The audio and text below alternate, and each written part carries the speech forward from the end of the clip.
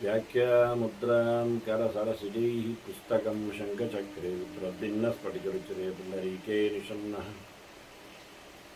अम्लानश्रीरमृतविशदैरंशविप्लावयन् मामाविर्भूयादरगमहिमा मानसे वागधीशः। नमस्ते प्राणेश प्रणतविभवा यावनिमगाः नमः स्वामिन् रामप्रियतम हनुमन् गुरुगुणा नमस्तुभ्यं भीमप्रबलतमकृष्णेष्ट भगवन् नमः श्रीमन्मध्वप्रदिश सुदृशन्नो जय जय श्रीगुरुभ्यो नमः। नारायणं सुरगुरुं जगदेकनाथं भक्तप्रियं सकललोकनमस्कृतं च त्रैगुण्यवर्जितमजं विभुमात्मीशं वन्दे भवग्रम् अमरासुरसिद्धवन्द्यं नारायणं नमस्कृत्य नरं चैव नरोत्तमं देवीं सरस्वतीं व्यासं ततो जयमुदीरये। ವೇದವ್ಯಾಸುರ ಮಹಾಭಾರತದ ಚಿಂತಕರಿಗೆ ವಂದನೆಗಳು. ಶಾಂತಿ ಪರ್ವದ 370ನೆಯ ಪ್ರವಚನ. ತುಲಾಧಾರನ ಉಪದೇಶ. ಜಾಜಲಿ ನಡುವೆ ಆತನನ್ನು ಆಕ್ಷೇಪಿಸಿದ್ದಾನೆ. ಏನು? ಕೃಷಿ ವೃತ್ತಿಗಳ ಬಗ್ಗೆ, ಯಜ್ಞಯಾಗಗಳ ಬಗ್ಗೆ, ಇವೆಲ್ಲ ಹಿಂಸೆ ಅನ್ನುವ ನೆಲೆಯಲ್ಲಿ ಆಕ್ಷೇಪ ಮಾಡುತ್ತಾ ಅವೆಲ್ಲ ವೃತ್ತಿಯೇ ಅಲ್ಲ ಅನ್ನುವ ಮಟ್ಟಿನಲ್ಲಿ ಹೇಳಿದಂತೆ ಧರ್ಮದ ಸೂಕ್ಷ್ಮ ಅಂತ ಹೇಳ್ತಾ ಅಭಯದಾನದೆಡೆಗೆ, ಅಹಿಂಸೆಯೆಡೆಗೆ ವಾಲಿದ ತುಲಾಧಾರನನ್ನು ಜಾಜಲಿ ನೀನು ನಾಸ್ತಿಕ ಅನ್ನುವ ನೆಲೆಯಲ್ಲಿ, ನೀನು ಆಸ್ತಿಕ್ಯವನ್ನೇ ಆಕ್ಷೇಪಿಸ್ತಿ ಅನ್ನೋ ನೆಲೆಯಲ್ಲಿ ಆತನನ್ನು ಯಜ್ಞಯಾಗಗಳ ಅಸಂಭವತೆಯನ್ನು ಹೇಳುತ್ತಾ ಕೇಳುತ್ತಾನೆ. ಅದಕ್ಕೆ ಜಾಜಲಿ ಮತ್ತೆ ಒಂದಿಷ್ಟು ಆತನ ಆಕ್ಷೇಪಕ್ಕೆ ಉತ್ತರವಾಗಿ ತುಲಾಧಾರ ಜಾಜಲಿಗೆ ಒಂದಿಷ್ಟು ಮತ್ತೆ ಮಾತುಗಳನ್ನು ಹೇಳುತ್ತಾನೆ. ತನ್ನ ಅಭಿಪ್ರಾಯ ಏನು, ಯಜ್ಞಯಾಗಗಳ ಆಂತರ್ಯ ಏನು, ಸಾಧನೆಯ ಹರವು ಏನು ಅನ್ನುವುದರ ತುಂಬ ಸೂಕ್ಷ್ಮವನ್ನು ಬಿಡಿಸಿಡುತ್ತಾನೆ. ಅಂದರೆ ತೋರಿಕೆಯಲ್ಲಿ ಜನರು ನಡೆಸತಕ್ಕಂಥ ಆಚರಣೆಗಳು ಎಷ್ಟು ಪ್ರಮಾಣದಿಂದ ಸಿಡಿದು ದೂರಕ್ಕೆ ನಿಂತಿವೆ ಅನ್ನುವ ನೆಲೆಯಲ್ಲಿ ಪ್ರಮಾಣಗಳು ಏನು ತಮ್ಮ ಆಂತರ್ಯದಲ್ಲಿ ತೆರೆದಿವೆ ಅನ್ನುವುದನ್ನು ಸಹ ಬಹಳ ಸ್ಪಷ್ಟವಾಗಿ ಆತ ನಿರೂಪಿಸ್ತಾನೆ. ಮೊದಲು ಹೇಳುತ್ತಾನೆ, ನಾನು ನಾಸ್ತಿಕನಲ್ಲ, ನಾನು ಆಕ್ಷೇಪಿಸಿಲ್ಲ, ನಾನು ಹೇಳಿದ ಗೆರೆಗಳ ಅರ್ಥ ನಿನಗಾಗಿಲ್ಲ ಅನ್ನುವ ನೆಲೆಯಲ್ಲಿ ತುಲಾಧಾರ ಹೇಳುತ್ತಾನೆ. ವಕ್ಷ್ಯಾಮಿ ಜಾಜಲೆ ವೃತ್ತಿಂ ನಾಸ್ಮಿ ಬ್ರಾಹ್ಮಣ ನಾಸ್ತಿಕ. ನಾನು ವೃತ್ತಿಗಳನ್ನೆಲ್ಲ ಒಪ್ತೇನೆ, ನಾನು ನಾಸ್ತಿಕ ಅಲ್ಲ, ನಾನು ಯಜ್ಞಗಳನ್ನು ಬೈದಿಲ್ಲ. ನಯಜ್ಞಂಚ ವಿನಿಂದಾಮಿ ಯಜ್ಞವಿತ್ತು ಸುದುರ್ಲಭ. ನಾನು ಹೇಳುವುದು ಯಜ್ಞ ಸರಿ ಇಲ್ಲ ಅಂತ ಹೇಳಿದ್ದು ಹೊರತು ಯಜ್ಞ ಸರಿ ಅಲ್ಲ ಅಂತ ಹೇಳಿದ್ದಲ್ಲ. ಇಷ್ಟೇ, ಸ್ಲೈಟ್ ವ್ಯವಸ್ಥೆ. ಯಜ್ಞ ಸರಿ ಇಲ್ಲ, ಯಜ್ಞ ಸರಿ ಅಲ್ಲ, ಈ ಎರಡು ಸ್ಟೇಟ್ಮೆಂಟ್ಗಳಲ್ಲಿ ಯಜ್ಞ ಸರಿ ಇಲ್ಲ ಎನ್ನುವುದು ಸರಿ, ಯಜ್ಞ ಸರಿ ಅಲ್ಲ ಎನ್ನುವುದು ಸರಿ ಅಲ್ಲ. ಇವತ್ತು ನಡೆಸತಕ್ಕಂಥ ಯಜ್ಞಗಳು ಸರಿ ಇಲ್ಲ, ಯಜ್ಞವೇ ಸರಿ ಅಲ್ಲ. ಯಜ್ಞ ಬೇಕೇ, ಯಜ್ಞ ಸರಿ ಇದೆ, ಆದರೆ ಮಾಡುವುದು ಯಜ್ಞ ಸರಿ ಇಲ್ಲ. ಹಾಗಾಗಿ ಹೇಳುತ್ತಾನೆ, ಯಜ್ಞವಿತ್ತು ಸುದುರ್ಲಭ ಅಂತ ಹೇಳಿಬಿಟ್ಟ.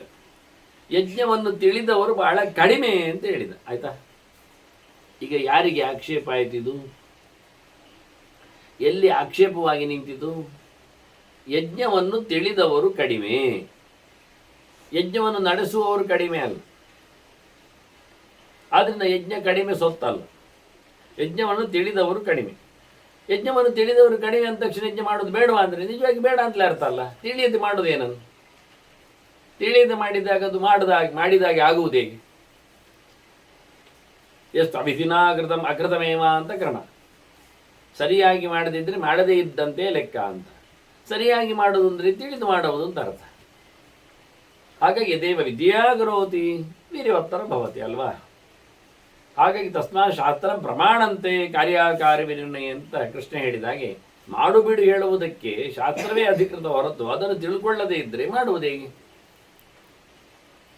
ಮತ್ತೆ ಕೃಷ್ಣ ಹೇಳ್ತಾನೆ, ಎಷ್ಟು ಶಾಸ್ತ್ರ ವಿಧಿ ವಿಸೃಜ್ಯ ಬರ್ತದೆ ಕಾಮಗಾರತಃ, ಗೊತ್ತು ಮಾಡಿಕೊಳ್ಳಿಲ್ಲ, ಇಷ್ಟ ಬಂದಾಗಿ ಮಾಡಿದ, ಅದು ಆಗ್ತದ?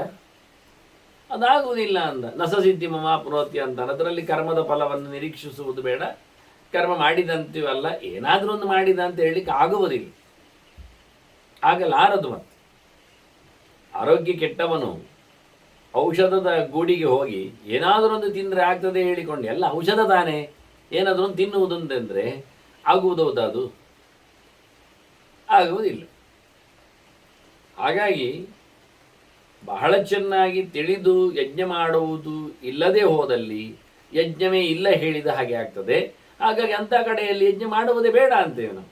ಗೊತ್ತಿಲ್ಲಲ್ಲ ನಿನಗೆ, ಯಾಕೆ ಮಾಡ್ತೀವಿ, ಮಾಡಬೇಡ, ಪ್ರಯೋಜನ ಇಲ್ಲ ಅನ್ನೋ ನೆಲೆಯಲ್ಲಿ ಮಾತಾಡಿದ್ದನ್ನು ತಾನು ಯಜ್ಞ ತಿಳಿದವರು ಬಹಳ ಕಡಿಮೆ, ಆದ್ದರಿಂದ ಈಗ ಆಗತಕ್ಕಂಥ ಯಜ್ಞಗಳು ಯಜ್ಞ ಆಗಲಿಕ್ಕಿಲ್ಲ ಅಂತ ಬಹಳ ಜೋರಾದ ಆಕ್ಷೇಪ ಇದೆ. ಯಜ್ಞ ತಿಳಿದವರು ಬಹಳ ಕಡಿಮೆ ಆಗೋದ್ರಿಂದ ಈಗ ಲೋಕದಲ್ಲಿ ಬೇಕಾಬಟ್ಟೆ ಆಗ್ತಾ ಉಂಟಲ್ಲ ಹೇಳಿದ್ರೆ ಎಲ್ಲ ಪುಕ್ಸಟ್ರಿ, ಸುಮ್ಮನೆ ಎಲ್ಲ ಆಡಂಬರ, ಎಲ್ಲ ಡೊಂಬರಾಟ, ಸತ್ಯ ಹೇಳೋದಾದು. ಏನು ಮಾಡಲಿಕ್ಕಾಗತ್ತೆ ಈಗ ಅಂತ ತಿಳ್ಕೊಳ್ಳಿಕ್ಕೆ ಬಹಳ ಕಷ್ಟ ಇದೆ, ತಿಳಲಿಕ್ಕೆ ಆಗುವುದಿಲ್ಲ. ತಿಳ್ಕೊಳ್ಳಿಕ್ಕೆ ಆಗುವುದಿಲ್ಲ ಹೇಳಿ ಬಿಡುವುದಕ್ಕಿಂತ ಮಾಡುವುದು ಒಳ್ಳೆಯದು. ಎಂಥದ್ದು ಮಾಡಿದೀವ, ತಪ್ಪೇ ಮಾಡಿದ್ದನ್ನು ಮಾಡಿದ್ದು ಅಂತ ಹೇಳ್ತಾರೆ, ಅದನ್ನು ಉಳಿಸಿಕೊಂಡಿದ್ದೇವೆ. ಎಂತ ಉಳಿಸಿಕೊಂಡಿದ್ದೇವೆ? ತಪ್ಪನ್ನು ಉಳಿಸಿಕೊಂಡಿದ್ದೇವೆ. ಹಿಂದೆ ಅದನ್ನು ಆಕ್ಷೇಪ ಮಾಡಿದ್ದ ತುಲಾದ. ಪ್ರಮಾಣಾತೀತವಾಗಿ ಮಾಡಲಿಕ್ಕೆ ಹೊರಟು ಅದನ್ನೇ ಗಟ್ಟಿಯಾಗಿಸಿಕೊಂಡು ಲೋಕದಲ್ಲಿ ಅದನ್ನೇ ಹರಡಿಸಿ ಇನ್ನು ಸತ್ಯ ಹೇಳಿದ್ರು ಕೇಳುವುದಿಲ್ಲ ಜನ. ಎಂತ ಮಾಡ್ಲಿಕ್ಕೆ ಆಗ್ತದೆ ಈಗ? ಜನ ತಪ್ಪನ್ನೇ ಸರಿ ಅಂತ ಹೇಳಿಕೊಂಡು ಬರ್ತಾರೆ, ವಾದ ಮಾಡ್ತಾರೆ. ಇಷ್ಟು ಜನ ಮಾಡಿಕೊಂಡು ಬಂದಿದ್ದಾರೆ ಮಾರ್ಯಾರೆ, ಅಲ್ಲ ಹೇಳ್ತಾರೆ ಅಲ್ಲ ಪ್ರಮಾಣಿ, ಅದೇ ಪ್ರಮಾಣವೇ ಸಮಯ ಇಲ್ಲ ಅಂತ ಮತ್ತೆ ಸತ್ಯವಾದ ಪ್ರಮಾಣವನ್ನೇ ಬಿಸಾಡ್ತಾರೆ. ಇವರನ್ನೇ ಪ್ರಾಮಾಣಿಕರನ್ನಾಗಿಸ್ತಾರೆ. ಎಂತ ಮಾಡ್ಲಿಕ್ಕೆ ಆಗುತ್ತೆ ಈಗ? ಇಂಥದ್ದು ಎಷ್ಟೋ ಉದಾಹರಣೆಗಳು ಎಲ್ಲ ಕಡೆಯಲ್ಲಿವೆ. ಅದನ್ನೇ ತುಲಾಧಾರ ಎತ್ತಿ ಹಿಡಿದದ್ದು. ನಾವು ಹೇಳ್ತಾರೆ, ನಾನು ತಿಳಿದವರನ್ನು, ಅವರು ಮಾಡತಕ್ಕಂಥ ತಿಳಿದು ಮಾಡುವ ಆಚರಣೆಗಳನ್ನು ನಾನು ಬೈಲಿಲ್ಲ. ಆದ್ದರಿಂದ ನನ್ನದು ನಮಸ್ಕಾರ, ನನ್ನದು ಪುರಸ್ಕಾರ, ನನ್ನದು ಒಂದು ದೃಷ್ಟಿಯಿಂದ ಗೌರವ ಅದು ತಿಳಿದವರಿಗೆ ಉಂಟೇ ಉಂಟು ಅಂತಾನೆ. ನಮೋ ಬ್ರಾಹ್ಮಣ ಯಜ್ಞಾಯ, ಏ ಮಾರಾಯ ಯಜ್ಞಕ್ಕೆ ನಮಸ್ಕಾರ ಮಾರಾಯ. ಇದು ಒಂದು ದೃಷ್ಟಿಯಿಂದ ಯಜ್ಞಕ್ಕೆ ನಮಸ್ಕಾರ ಹೇಳುವ ಮೂಲಕ ಅವನು ಯಜ್ಞದ ತ್ಯಾಗವನ್ನು ಹೇಳಿದಾಗ ನಮಸ್ತ್ಯಾಗಿ ಅಂತ ಅರ್ಥವೇ ಇರ್ತದೆ. ಮಾರಾಯ ಪರಿಶುದ್ಧವಾದ ಯಜ್ಞಕ್ಕೆ ಇವತ್ತು ತ್ಯಾಗ ಆಗಿಬಿಟ್ಟಿದೆ, ಯಜ್ಞ ಇಲ್ಲ, ಯಜ್ಞ ತಿಳಿದವರು ಇಲ್ಲ. ಆದ್ರಿಂದ ತಿಳಿದು ಮಾಡುವ ಯಜ್ಞಕ್ಕೆ ನನ್ನದು ಯಾವತ್ತೂ ತಲೆ ಬಗ್ಗಿದೆ ಅಂತ. ಏಚ ಬ್ರಹ್ಮವಿದೋ ಜನ, ಅವರಿಗೂ ನಮಸ್ಕಾರ, ತಿಳಿದವರಿಗೂ ನಮಸ್ಕಾರ, ತಿಳಿದು ಮಾಡಿದ ಯಜ್ಞಕ್ಕೂ ನಮಸ್ಕಾರ. ನಾನು ಆಕ್ಷೇಪ ಮಾಡಿದ್ದು ತಿಳಿಯದೇ ಮಾಡುತ್ತಿರುವ, ತಿಳಿಯದೇ ಇರತಕ್ಕ ಮಂದಿಯ ಮೇಲೆ, ಕರ್ಮದ ಮೇಲೆ ಅಂತ. ಸ್ವಯಜ್ಞಂ ಬ್ರಾಹ್ಮಣ ಹಿತ್ವ ಕ್ಷತ್ರಯಜ್ಞ ಅನುಷ್ಠಿತಾ ಅಂತ. ಈಗ ಮಾಡುತ್ತಿರುವುದು ಯಜ್ಞ ಅಲ್ಲ, ಹೇಗೆ ಹೇಳ್ತೀಯ? ಅದಕ್ಕೆ ಒಂದು ಲೇಬಲ್ ಅನ್ನು ಕೊಟ್ಟ ತುಲಾಧಾರ.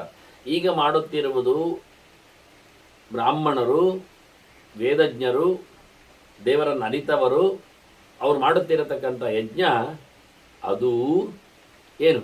ಅದು ಯಜ್ಞ ಅವರದ್ದಲ್ಲ, ಅದು ಬಿಟ್ಟಿದ್ದಾರೆ ಅವರು ಅಂತ. ಮತ್ತೆ ಅವ್ರು ಮಾಡ್ತಾ ಇರೋದು ಕ್ಷತ್ರಯಜ್ಞ. ಕ್ಷತ್ರಿಯರು ಮಾಡುವ ಯಜ್ಞವನ್ನು ಬ್ರಾಹ್ಮಣರು ಮಾಡ್ತಾ ಇದ್ದಾರೆ ಅಂತ. ಇದ್ರ ಬಗ್ಗೆ ಬಹಳಷ್ಟು ಮುಂದಿನ ಪ್ರವಚನದಲ್ಲಿ ನಾನು ವಿವರಣೆಯನ್ನು ನೀಡುತ್ತೇನೆ.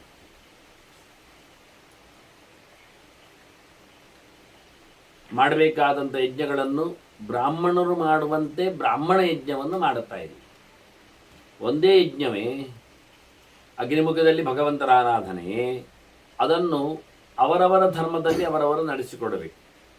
ಅವರವರ ಆಶ್ರಮದಲ್ಲಿ ಇರುವಂತೆ ಅದನ್ನು ನಡೆಸಿಕೊಡ್ಲಿಕ್ಕಿರುವಂಥದ್ದು.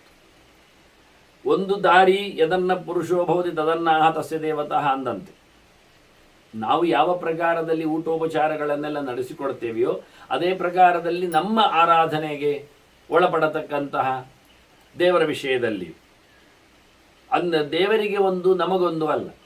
ನಮಗೆ ಉಪವಾಸ ಆಗಿದ್ದರೆ ದೇವರಿಗೆ ಪ್ರಸಾದ ಅಥವಾ ನೈವೇದ್ಯ ಇಲ್ಲದಿದ್ರೇನು ತಪ್ಪೇ ಅಲ್ಲ. ನಾವು ಉಣ್ಣುವುದಾಗಿದ್ದರೆ ದೇವರಿಗೆ ಏನೋ ಕೊಟ್ಟು ನಾವೇನು ತಿನ್ನುವುದಲ್ಲ. ನಾವು ತಿನ್ನುವುದನ್ನೇ ಅವನಿಗೆ ಸಮರ್ಪಿಸಲಿಕ್ಕೆ, ಅವನಿಗೆ ಸಮರ್ಪಿಸಿದ್ದನ್ನೇ ನಾವು ತಿನ್ನಲಿಕ್ಕೆ. ಇದನ್ನು ಯಜ್ಞಶಿಷ್ಟ ಆಸನಸ್ಸಂತಹ ಅಂದದ್ದು. ಹಾಗಾಗಿ ಇವತ್ತು ಕ್ಷತ್ರಿಯರ ಯಜ್ಞವೇ ಬೇರೆ, ಅವರ ಅಶನ ಪಾನಗಳು ಬೇರೆ, ಬ್ರಾಹ್ಮಣರ ಅಶನ ಪಾನಗಳು ಬೇರೆ, ಅವರ ಯಜ್ಞವೂ ಬೇರೆ.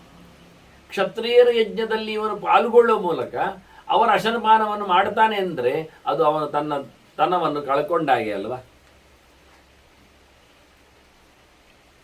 ಬಹಳ ಜೋರಾದ ಸಂಗತಿಯ ಬಗ್ಗೆ ಮಾತಾಡಿದವ. ಇದರ ಸ್ಪಷ್ಟತೆಯನ್ನು ಅವನೇ ತುಲಾಧಾರನ್ನೇ ಕೊಡುತ್ತಾನೆ ಮುಂದಿನ ಗೆರೆಗಳಲ್ಲಿ. ಹಾಗಾಗಿ ಇಷ್ಟನ್ನು ಜಾಜಲಿಗೆ ಅವನು ಹೇಳಿಬಿದ್ದ. ಮತ್ತು ಯಾಕೆ ಮಾಡ್ತಾರೆ ಅವರು? ಬ್ರಾಹ್ಮಣರು ಕ್ಷತ್ರಿಯರ ಯಜ್ಞಗಳನ್ನು ಯಾಕೆ ನಡೆಸಿಕೊಟ್ರು? ಲುಬ್ಧೈಹಿ ವಿತ್ತಪರೈಹಿ ಬ್ರಹ್ಮನ್ನ ನಾಸ್ತಿಕೈಹಿ ಸಂಪ್ರವರ್ತಿತ. ಅವರಿಗೆ ದುಡ್ಡಿನ ಗಿರ್ರ ಅಷ್ಟೇ, ದುಡ್ಡಿನಲ್ಲಿನ ಒಂದು ಸ್ಪರ್ಧೆ. ಮತ್ತೆ ಅವರಿಗೆ ದುಡ್ಡು ಮುಖ್ಯವೋ ದೇವರ ಮುಖ್ಯ ಹೇಳಿದಾಗ ದುಡ್ಡು ಮುಖ್ಯ ಆಯ್ತಲ್ಲ. ವಿತ್ತ ಪರ ಅಂದರೆ ವಿತ್ತ ಪರರು ಅಂತ ಒಂದರ್ಥ, ದುಡ್ಡಿನೆಡೆಗೆ ವಾಲಿದವರು ಅಂತ. ನೀನು ಯಾರ ಪರ ಅಂತ ಕೇಳಿದಾಗ ನಾನು ಅವನ ಪರ, ನಾನು ಇವನ ಪರ ಅಂತ ಹೇಳ್ತಾರಲ್ವ. ಯಾವ ಪಕ್ಷವನ್ನು ಆಶ್ರಯಿಸ್ತಾನೆ? ದುಡ್ಡಿನ ಪಕ್ಷ ಆಯಿಸ್ತಾನೆ. ಅದಕ್ಕಿಂತಲೂ ಜಾಸ್ತಿ ಇನ್ನೊಂದು ಶಬ್ದ ಪರ ಅಂದರೆ ದೊಡ್ಡದು ಅಂತ ಅರ್ಥ. ಏನು ದೊಡ್ಡದು? ದುಡ್ಡೇ ದೊಡ್ಡದು ಅಂತ. ವಿತ್ತ ಪರರು ಅಂದರೆ ಈ ತಪೋಧನರು ಅಂತ ಹೇಳೋದಿಲ್ವಾ? ತಪೋಧನರು ಏನರ್ಥ? ತಪಸ್ಸೆ ಅವರಿಗೆ ದುಡ್ಡು. ಇವರಿಗೆ ಯಾವುದು ದೊಡ್ಡದು ಕೇಳಿದರೆ ದುಡ್ಡೇ ದೊಡ್ಡದು. ಇವರು ದುಡ್ಡೇ ದೊಡ್ಡಪ್ಪಗಳಿವರು. ಹೀಗಾಗಿ ಪರಮ ಲೋಭ ಬೇರೆ. ದುಡ್ಡೇ ದೊಡ್ಡದು ಮಾಡಿಕೊಂಡ್ರು ದೇವರ ದೊಡ್ಡದು ಮಾಡಲಿಲ್ಲ, ಕರ್ಮ ದೊಡ್ಡದು ಮಾಡಲಿಲ್ಲ, ಧರ್ಮ ದೊಡ್ಡದು ಮಾಡಲಿಲ್ಲ, ಜನರನ್ನು ದೊಡ್ಡದೊಂದು ಮಾಡಲಿಲ್ಲ. ನಾಳೆ ಜನರು ಆಕ್ಷೇಪಿಸ್ತಾರೆ. ಜನರು ಅಂದರೆ ತಿಳಿದವರು, ನೋಡುವವರು, ಮುಂದಿನ ಪೀಳಿಗೆ, ಯಾವುದನ್ನು ದೊಡ್ಡದು ಮಾಡಲಿಲ್ಲ ಅವರು. ಅವರು ತಮ್ಮ ಬದುಕನ್ನೇ ವೈಭವೀಕರಿಸಲಿಕ್ಕೆ ನೋಡಿದರು. ಹಾಗಾಗಿ ಅತ್ತ ವಾಲಿದರು. ಹೀಗಾಗಿ ಏನಾಯಿತು? ಅವರು ನಾಸ್ತಿಕರು ಅಂತ ನಾನು ಹೇಳಬೇಕಾಯ್ತು. ಅವರು ದೇವರನ್ನು ದೂರ ಮಾಡಿದ್ರಿಂದ, ಧರ್ಮವನ್ನು ಬದಿಗಿಟ್ಟದ್ರಿಂದ ಅವರನ್ನು ನಾವೇನು ಹೇಳೋದಾಗ? ಆದ್ದರಿಂದ ನನ್ನ ಶಬ್ದ ನಾಸ್ತಿಕ ಶಬ್ದ ಬಂತು. ಆದ್ದರಿಂದ ಇದು ದೇವರ ಮೇಲೆ ಅಸಡ್ಡೆ ಉಳ್ಳವರು, ಧರ್ಮದ ಮೇಲೆ ಪ್ರೀತಿ ಇಲ್ಲದವರು ಮಾಡಿರತಕ್ಕ ಪ್ರಕರಣ ಅಂತಾನೆ. ವೇದವಾದಾನ್ ಅಭಿಜ್ಞಾನಂ ಸತ್ಯಾಭಾಸ ವಿಮಾನೃತಂ. ಅವರಿಗೆ ವೇದ ಏನು ಹೇಳಿದ್ದು ಅಂತ ಗೊತ್ತಿಲ್ಲ, ಬಾಯಿ ಬಿಟ್ಟು ಹೇಳಿದವ. ವೇದದಲ್ಲಿ ಯಜ್ಞಯಾಗಗಳನ್ನು ಹೇಳಿದೆ ಅಂತ ತಕ್ಷಣ ಹೇಳಿದೆ ಎನ್ನುವುದು ತಪ್ಪಲ್ಲ, ಹೇಗೆ ಎನ್ನುವುದರಲ್ಲಿಯೇ ಅರ್ಥ ಆಗಲಿಲ್ಲ ಎನ್ನುವುದರಲ್ಲಿಯೇ ತಾತ್ಪರ್ಯ ಇದೆ. ಬಹಳ ಸ್ಪಷ್ಟವಾದ ವಿಷಯ ಅಂತಾನೆ. ದೇವರನ್ನು ಬಹಳ ಚೆನ್ನಾಗಿ ಯಜ್ಞದಲ್ಲಿ ಹೇಗೆ ಒಲೈಸಿಕೊಳ್ಳಬೇಕೆನ್ನತಕ್ಕಂಥ ವ್ಯವಸ್ಥೆಯನ್ನು ವೇದದಿಂದ ಸ್ಪಷ್ಟವಾಗಿ ತಿಳಿದುಕೊಂಡಿಲ್ಲ ಅವರು.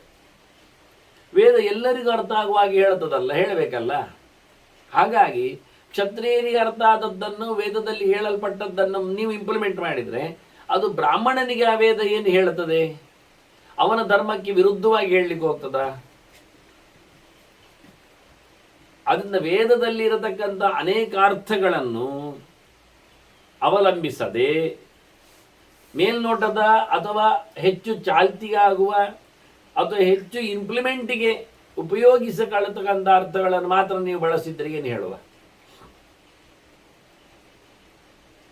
ಅದನ್ನು ತೀರಾ ಸೋತದ್ದು ವೇದದ ಅಭಿಪ್ರಾಯವನ್ನು ಚೆನ್ನಾಗಿ ತಿಳ್ಕೊಳ್ಳದೆ ಮೇಲ್ನೋಟಕ್ಕೆ ಕಾಣುವ ಅರ್ಥವನ್ನೇ ಗಟ್ಟಿ ಮಾಡಿಕೊಂಡು ಸತ್ಯಾಭಾಸಮಿಮ ಅನೃತಂ, ಅದು ಸತ್ಯದಾಗಿ ಕಾಣ್ತದೆ, ನಿಜವಾಗಿ ಸುಳ್ಳೆ.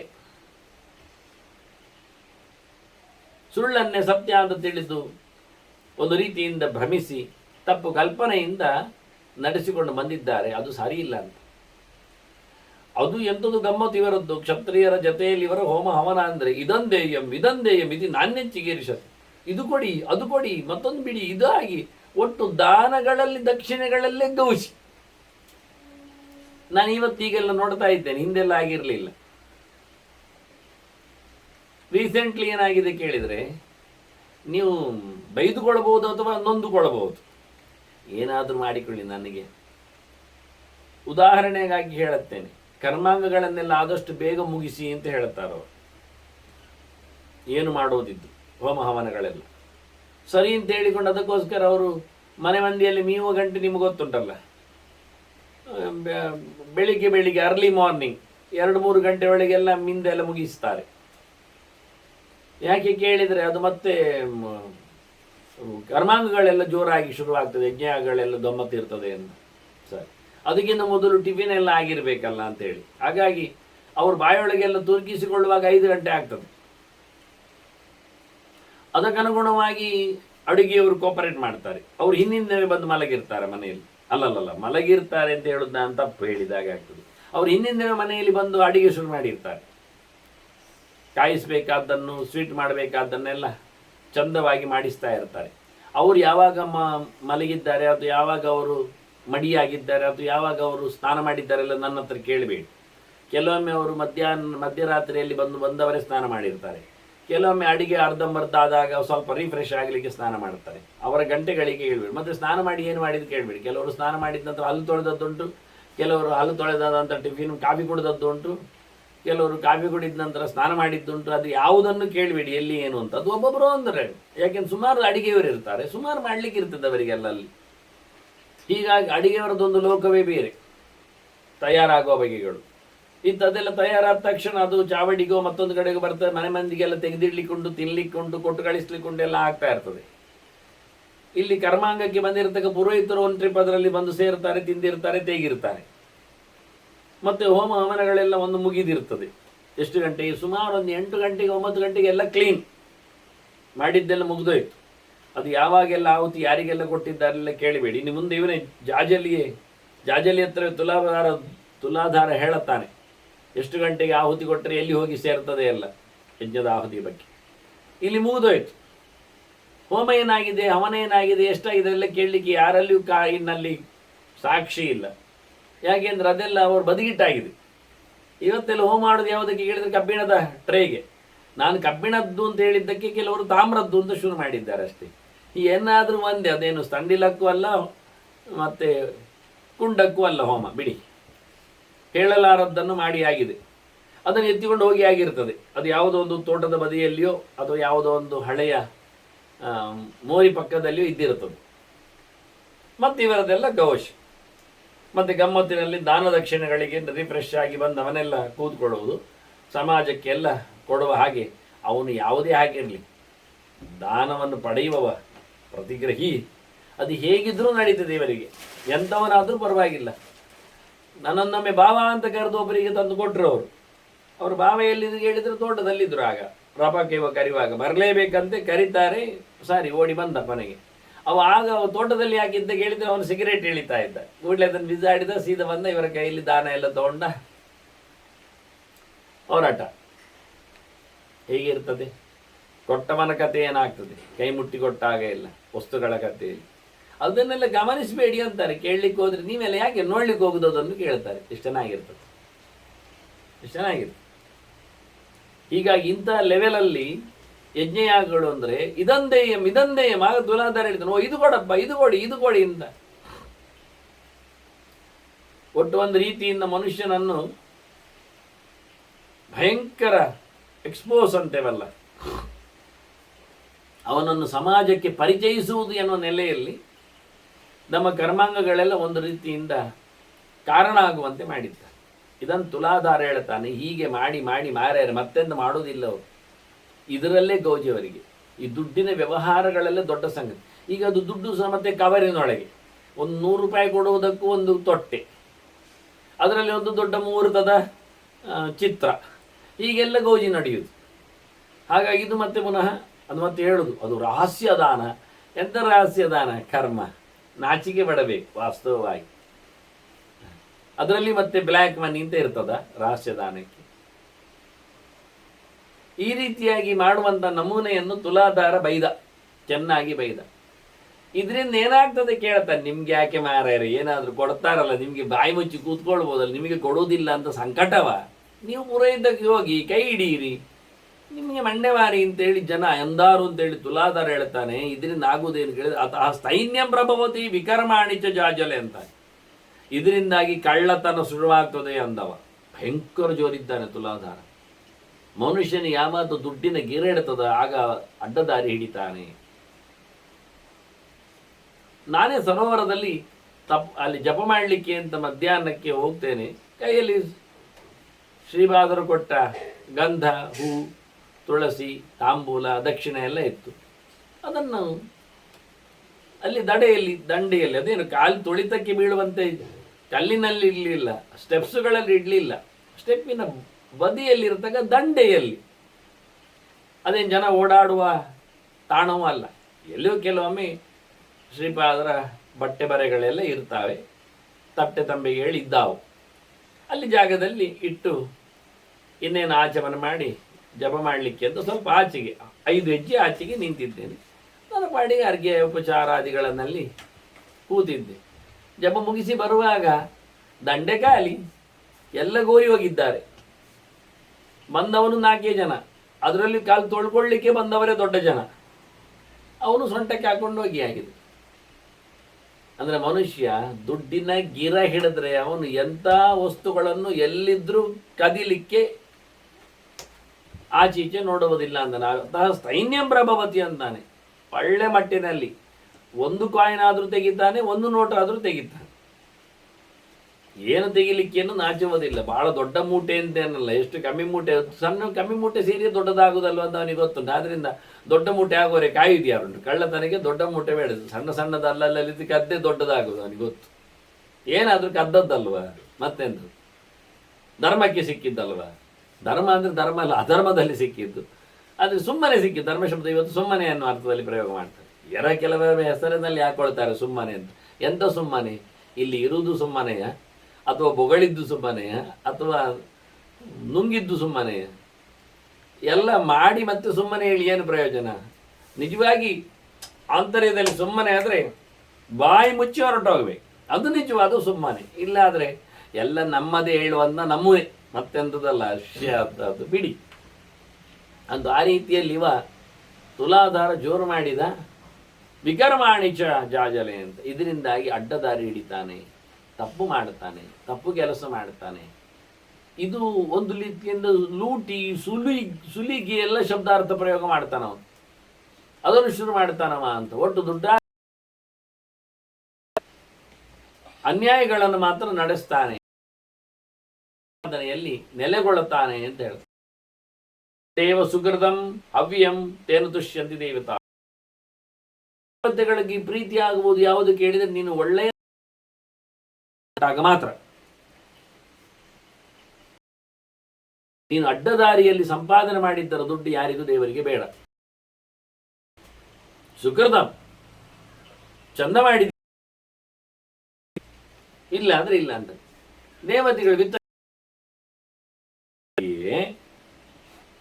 ಸಂಪತ್ತು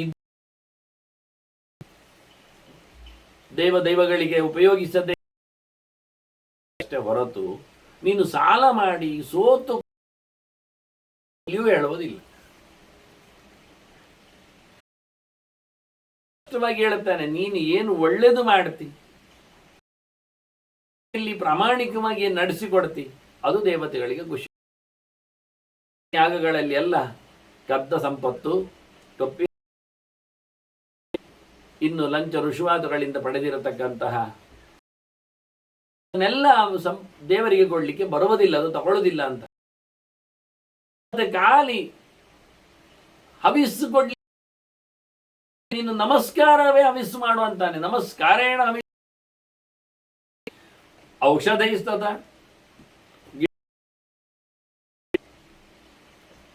ಇವೆಲ್ಲ ಸಮಿತಿಗಳು ಆಗ್ತದಲ್ಲ, ಸಂವಿಧಾನ ಮಾಡಬಹುದಲ್ಲ, ಉಂಟಲ್ಲ, ಅದೇ ಹೋಮಕ್ಕೆತ, ಅದಕ್ಕೇನು ಕಷ್ಟ ಇಲ್ಲ. ಸಮಿತಿಗಳ ಅಕ್ಕಿ, ಗೋಧಿ ಇವುಗಳು ಆಗ್ತವೆ, ಧಾನ್ಯಗಳು ಆಗ್ತವೆ, ಹೋಮವನಕ್ಕೆ ಬರ್ತದೆ, ಉಪಯೋಗಕ್ಕೆ ಬರ್ತದೆ. ಜ್ಞಾನವೇ ಯಜ್ಞ ಅಂತ ಮಾಡಿಕೋ, ಅದೇ ಸಾಕು. ಜಪ ಯಜ್ಞವೇ ಶ್ರೇಷ್ಠ.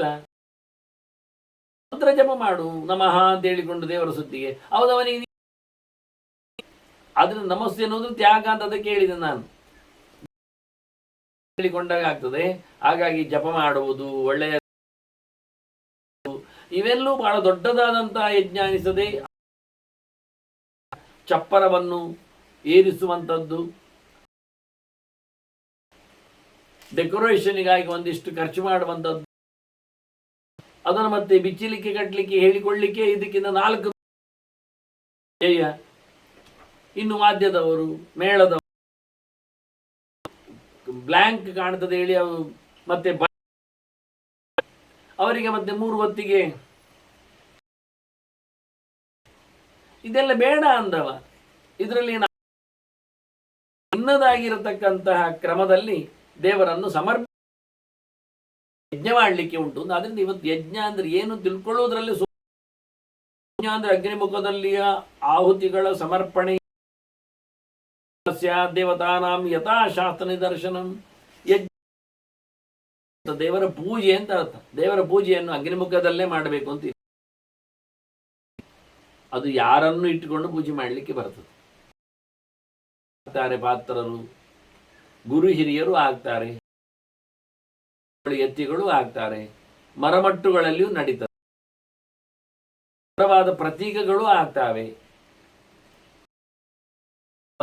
ಪೂಜೆ ಪುನಸ್ಕಾರಗಳು ಅಂತ ಹೇಳೋ ನೆಲೆಯಲ್ಲಿ ಪ್ರಾಣಿ ಮುಂತಾದ ಸಂದರ್ಭಗಳಲ್ಲಿ ಹೀಗಾಗಿ ಅನೇಕ ರೀತಿಯಲ್ಲಿ ನೋಡಲಿಕ್ಕೆ ಬರ್ತದೆ. ಇದೇ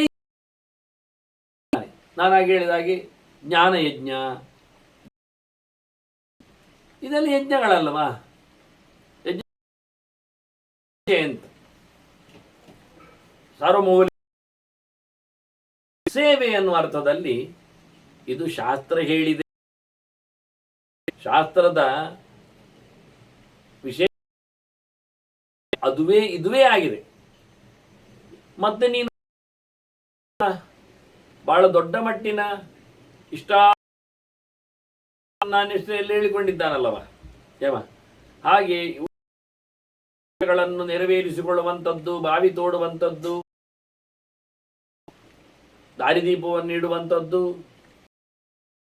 ಅವರ ಉಪಕಾರ ಆಗುವಂತೆ ವೈದ್ಯ ಶುಶ್ರೂಷೆಯನ್ನು ನಡೆಸಿಕೊಡುವಂಥದ್ದು, ಸಾಲು ನೆಟ್ಟಿ ಅವರಿಗೆ ನೆರಳು ಬರುವಂತೆ ಮಾಡುವಂಥದ್ದು, ಹಣ್ಣು ಮತ್ತೆ ನಡುವೆ ಅವರಿಗೆ ಆಯಾಸ ಅರವಟ್ಟಿಗೆಗಳನ್ನು, ಪಾನಶಾಲೆಗಳನ್ನು, ಮಜ್ಜಿಗೆ ಗಳನ್ನೆಲ್ಲ ಇದೆಲ್ಲ ಅವರ ಇಷ್ಟಗಳನ್ನೇನು ಅಂತ ಸಮಾಜವನ್ನು ತೃಪ್ತಿಗೊಳಿಸುವಲ್ಲಿ ಮಾಡತಕ್ಕಂಥ ಕೆಲವು ಸೇವೆ, ಇವೆಲ್ಲ ಅಸಾಧೂನಾಂ ವಿಗುಣ ಜಾಯತೆ. ಇದೆಲ್ಲ ಮಾಡುವುದರಿಂದ, ನಡೆಸಿಕೊಡುವುದರಿಂದ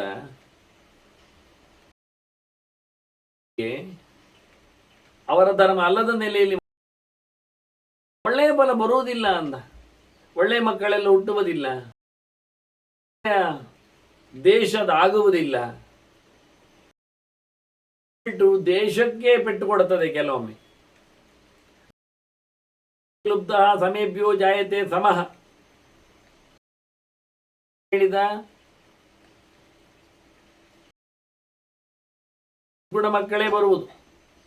ದುರ್ಗುಣ ಜನರ ಕಡುಲೋಭಿಗಳಿಗೆ ಲೋಭಿಯೇ ಬರ್ತಾನೆ.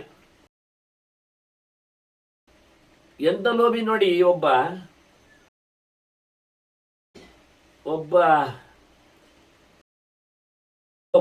ಉಳ್ಳವ ಹೆಂಡತಿಯವನಿಗೆ ಅಂತ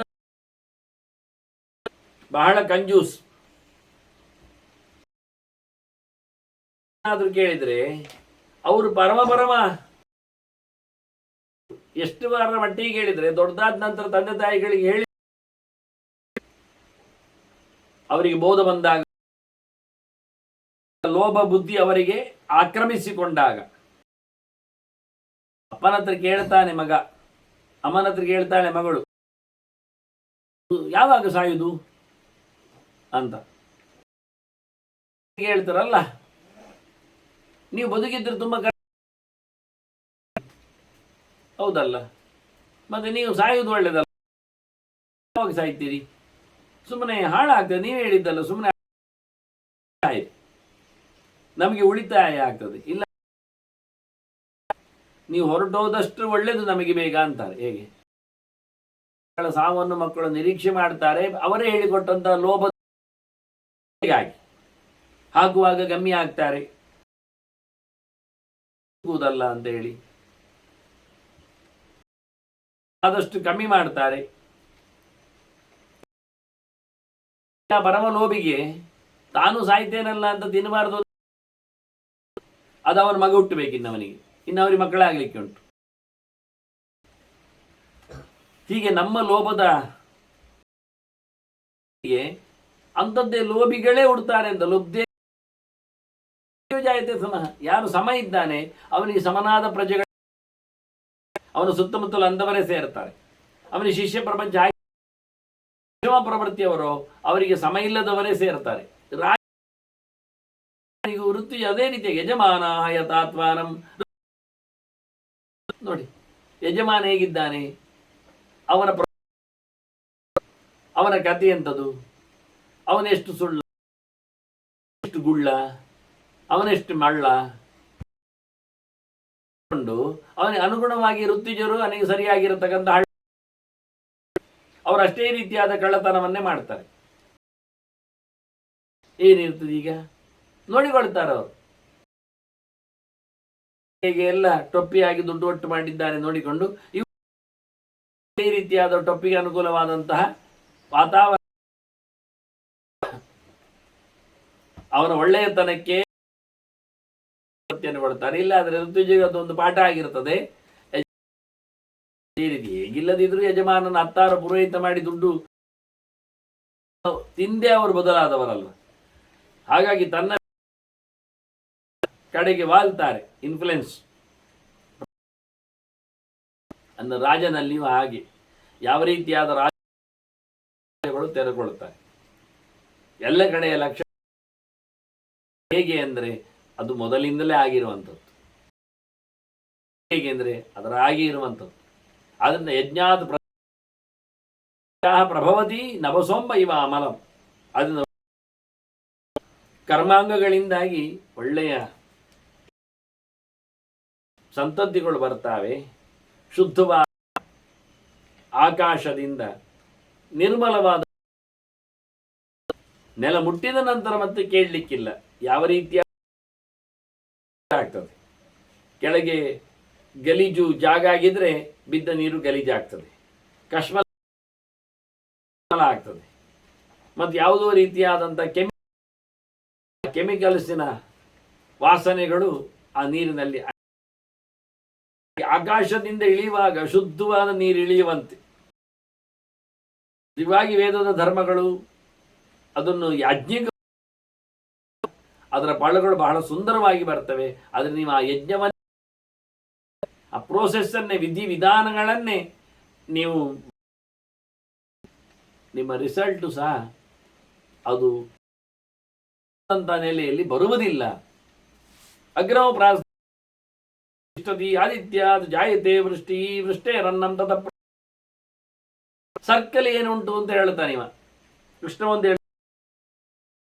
ಭವತಿ ಪರ್ಜನ್ಯ ಪರ್ಜನ್ಯಾದ ಅನ್ನ ಸಂಭವ ಅನ್ನಾದ್ ಭವಂತಿ ಭೂತಾನಿ ಯಜ್ಞ ಕರ್ಮ ಸಮುದ್ಭವ ಕರ್ಮ ಬ್ರಹ್ಮೋದ್ಭವ ಮಿದ್ದಿ ಬ್ರಹ್ಮಾಕ್ಷರ ಗುಂಡು ತೋರಿಸಿಕೊಟ್ಟಿದ್ದ. ಯಜ್ಞದಿಂದ ಹೇಗೆ ಮಳೆ ಜನ ಹಿಂದೆ ಎಲ್ಲ ಒಂದು ಬಹಳ ಸುಂದರವಾದಂತಹ ಒಂದು ಜೀವನ ಚಕ್ರವನ್ನ ಆತ ಮಾಡಿದ್ರೆ ಇಲ್ಲಿ ಹೇಳ್ತಾನೆ ಅಗ್ನೋ ಪ್ರಾಸ್ತಾಹುತಿ ಆದಿತ್ಯಂ ಪ್ರತಿಷ್ಠತೆ ಅಂತಕ್ಕಂಥ ಆಹುತಿಯು ಅದು ಸೂರ್ಯನಲ್ಲಿ ಹೋಗಿ ಸೇರಿ. ಹಾಗಾಗಿ ಅಗ್ನಿಯಲ್ಲಿ ಆಹುತಿ ಕೊಡುವಾಗ ಸೂರ್ಯ ಇರಬೇಕೆನ್ನುವುದರ ಉದಿತೆ ಜುಹೋತಿ ಎನ್ನುವುದನ್ನು ಹೇಳಿತ್ತು. ಸೂರ್ಯೋದಯದ ನಂತರ ಮತ್ತೆ ಅನುದಿತೆ ಜುಹೋ ಮುಂದಲು ಹೋಗಿ ಮಾಡ್ಲಿಕ್ಕೆ ಉಂಟಲ್ಲ, ಉಂಟಪ್ಪ ಸೂರ್ಯ ಉದಯಕ್ಕಿಂತಲೂ ಅದು ಅಗ್ನಿಯಲ್ಲಿ ಅಲ್ಲ, ಮತ್ತೆ ಅದು ನಮ್ಮಲ್ಲಿ ಪ್ರಾಣಂ ಪ್ರಾಣೇ ಪಾನಂ ತಥಾ ಪರೇ ಅಂತ ಹೇಳಿ ಜಪ ಮಾಡಲಿಕ್ಕೆ ಮತ್ತೆ ಅಂದು. ಆದ್ರಿಂದ ಯಜ್ಞ ಎನ್ನು ಹವಿಸ್ಸು ಬಹಳ ಪ್ರಕಾರದಲ್ಲಿ ಇದೆ ಅಂತ ಆಹುತಿ. ಹಾಗಾಗಿ ಮಧ್ಯಾಹ್ನ ಇನ್ನೊಂದು ಯಜ್ಞ ಉಂಟು, ಯಜ್ಞ ಹೊಟ್ಟೆಗೆ ಆಗುವುದು. ಅದೆಲ್ಲಿಟ್ಟು ಹೊಟ್ಟೆಯಲ್ಲಿ ಬೆಂಕಿ, ಗುಂಡ ಉಂಟು, ಕೈ ಎನ್ನುವುದು ಸುರುಸುರುವಾದಿಗಳು ಯಾವುದು. ಆದ್ರಿಂದ ತುಪ್ಪವನ್ನು ಮೆತ್ತಿಕೊಂಡು ಮೊದಲೈದು ಆಹುತಿ ಆದರೂ ಪ್ರಾಣಾದಿ ಆಹುತಿ ಕೊಡುವಾಗಲೂ ತುಪ್ಪವೇ ಇಲ್ಲ. ಕೆಲವರು ತುಪ್ಪದ ಬದಲಿಗೆ ಹಾಲನ್ನಾದ, ಪಾಯಸ ಅಂದ್ರೆ ಪಯಶ್ರತಮ, ಹಾಲು ಬೇಯಿಸಿದ್ದು ಅಂತ, ಅದನ್ನ ಹಾಕಿರ್ತಾರೆ. ಈಗ ಅದೂ ಇಲ್ಲ. ಮತ್ತೆ ಈಗೇನು ಭಾರಿ ಖುಷಿಯಾಗುವುದು ತುಪ್ಪ ಅಲ್ಲ, ಮತ್ತೆ ಉಪ್ಪಡ. ನಿಮಗೆ ಗೊತ್ತಿರ್ಬೇಕು ಮತ್ತೆಂದು ಉಪ್ಪಿನಕಾಯಿ ತುಂಬಾ ಆಹುತಿ ಹೋಗ್ತದೆ ಒಳಗೆ. ಕೆಲವೊಮ್ಮೆ ಪಾಯಸದ ಆಹುತಿಯು ಒಂದು ಸೋಟ್ ಪಾಯಸ ಹೋಗ್ಬೇಕಾದ್ರೆ 2 ಚಮಚ ಉಪ್ಪಿನಕಾಯಿ ಬೇಕಾಗ್ತದೆ.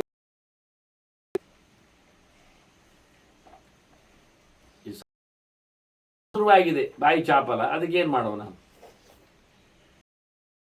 ಹೇಳ್ತಾನಿವ. ಅಗ್ನಿಯಲ್ಲಿ ಕೊಟ್ಟ ಆಹುತಿ ಇರ್ತದೆ, ಆದಿತ್ಯನಿಂದಾಗಿ ಮಳೆ ಬರ್ತದೆ, ಬೆಳೆಯಿಂದ ಪ್ರಜೆಗಳು ಸಮೃದ್ಧರಾಗ್ತಾರೆ, ಮತ್ತೆ ಪ್ರಜೆಗಳು ಮತ್ತೆ ಯಜ್ಞದಿಂದ ಮತ್ತೆ ಅಗ್ನಿಯಲ್ಲಿ ಆದಿತ್ಯ ಜಾಯತೆ ವೃಷ್ಟಿ, ಅವನಿಂದ ಮಳೆಗೆ ಸುರಿತದೆ, ವೃಷ್ಟಿ. ಹೀಗೆ ಬಹಳ ಸುಂದರವಾಗಿ ಯಜ್ಞದಿಂದ ಆಗತಕ್ಕಂಥ ಪರಿಭ್ರಮಣ ಚಕ್ರ ಚಿಂತನೆ ಕೊಡ್ತಾನೆ. ತಸ್ಮಾತ್ ಪೂರ್ವೆ, ಆದ್ರೆ ಹಿಂದಿನವರು ಬಹಳ ಚಂದ ನೆಲೆಗಟ್ಟಲ್ಲಿ ನಿಂತು ಕೆಲಸ ಮಾಡ್ತಿದ್ರು, ಶಾಸ್ತ್ರ ಚೆನ್ನಾಗಿ ತಿಳ್ಕೊಳ್ತಿದ್ರು, ಒಳ್ಳೆ ಕರ್ಮ. ಆದ್ರಿಂದ ಸರ್ವಾನ್ ಕಾಮಾಂಶದಲ್ಲಿ ಎಲ್ಲವನ್ನು ಪಡೆದ್ರು, ಕೊಂಡಿದ್ದಾರೆ. ಅವ್ರಿಗೇನು ತೊಂದರೆ ಆಗ್ತಿರ್ಲಿಲ್ಲ. ಪೃಥ್ವಿ, ನೀವೇನು ಕೃಷಿ ಮಾಡದೇ ನೆಲದ ಆದಷ್ಟು ಬೆಳೆಗಳು ಬರ್ತಿದ್ದವು. ಬಿತ್ತಿದರೆ ಸಾಕಿತ್ತು, ಬಿತ್ತುವುದು ಬೇಕಾಗಿರ್ಲಿಲ್ಲ, ಅಲ್ಲಿ ನೆಲವೇ ಕೊಡ್ತಿತ್ತು. ಅದು ಸುಳ್ಳು ರೀ. ನೀವು ನೋಡಿ, ನೆಲದಲ್ಲಿ ಮರ ನಿಮ್ಮ ಅಂಗಳದಲ್ಲಿ ಉಂಟು, ಹಣ್ಣು ಕೊಡ್ತದೆ. ಈಗ ನೀವು ಮನೆಯ ತುಂಬ ನೀವು ನೆಟ್ಟದ್ದ ಅಲ್ಲ, ಊರಿನ ತುಂಬ ಈಗ 100 ಮಾವಿನ ಹಣ್ಣು ಮರ ಆಗಿದೆ, ಹೋದ ಬೀಜ ಅಲ್ವಾ? ಹಾಗೆ. ಆದ್ರಿಂದ ಹಾಗೆ ನಾನೇ ಅದನ್ನು ನೋಡಿದ್ದೇನೆ, ಕೇಳಿದ್ದೇನೆ. ಬೆಳೆ ಅಂದ್ರೆ ಒಂದು ಬೆಳೆಗೆ ನೆಡುವುದು, ಎರಡನೇ ಬೆಳೆ ಬರುವುದು ಅಷ್ಟೇ. ಮತ್ತೆ ಪುನಃ ಗಿಡ ನೆಟ್ಟ ಬೀಜಗಳಿಂದ, ಅದರಲ್ಲಿ ಬಿದ್ದ ಬೀಜಗಳಿಂದ ಹೇಳುತ್ತದೆ. ಹೀಗೆ ನಿರಂತರವಾಗಿ ಕಾಣೆ ಇರ್ತದೆ. ಬೆಳೆ ಬಿದ್ದಾಗಿ ಎದ್ದಾಗಿ ಆಗ್ತವೆ. ಹಾಗಾಗಿ ಎಲ್ಲ ಕಡೆ ಹಾಗೆ ಇತ್ತು. ಇಲ್ಲ, ಏನು ಪಾತಿ ಮಾಡಬೇಕಾಗಿಲ್ಲ, ಏನು ನೆಡಬೇಕಾಗಿಲ್ಲ. ಎಲೆಗಳು ಬಿದ್ದೇ ಗೊಬ್ಬರ ಆಗ್ತಾವೆ. ಕಾಡು ಹೋಗಿಯೇ ಬೀಜಗಳನ್ನು ಬೇರೆ ಕಡೆಗೆ ಬಿತ್ತುತ್ತಾವೆ. ನೀರಿನ ಹರವಿನಿಂದಲೇ ಎಲ್ಲ ಮರಗಿಡಗಳು ಹಸುರಾಗಿ ನಿಂತು ತಾವು ಕೊಡಬೇಕಾದ್ದನ್ನು ಋತುಚಕ್ರಗಳಲ್ಲಿ ಕೊಡ್ತಾರೆ. ಹೀಗೆ